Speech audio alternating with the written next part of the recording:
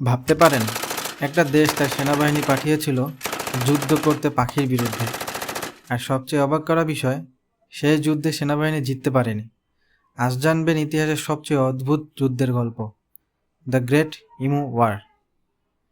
1932 সাল, অস্ট্রেলিয়ার পশ্চিমাঞ্চলে হাজার হাজার ইমু নামে বিশাল আকারের উড়তে না পারা পাখি কৃষকদের জমিতে ঢুকে ফসল নষ্ট করতে শুরু করে।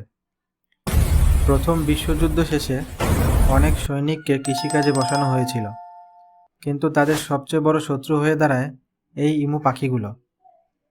প্রায় 20,000-এরও বেশি ইমু একের পর এক খামারে হামলা চালাতে থাকে।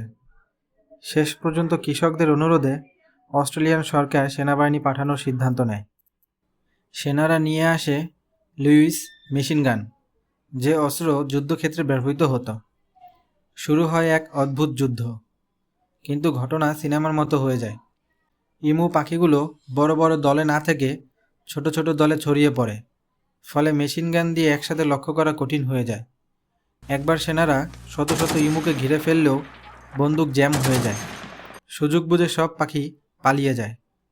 আরেকদিন চলন্ত ট্রাক থেকে গুলি চালানোর চেষ্টা করা হয়, কিন্তু রাস্তা এতটাই অসমান ছিল, ঠিকমতো লক্ষ্য করাই সম্ভব হয়নি।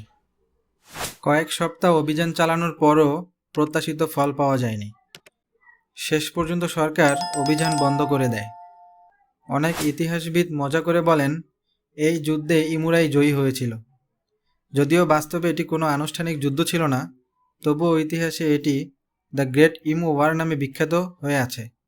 আজও এটি পৃথিবীর সবচেয়ে অদ্ভুত ঐতিহাসিক ঘটনাগুলোর একটি হিসেবে আলোচনা হয়। তাহলে বলুন, যদি আপনাকে ওই যুদ্ধে পাঠানো হতো, আপনি কি করতেন?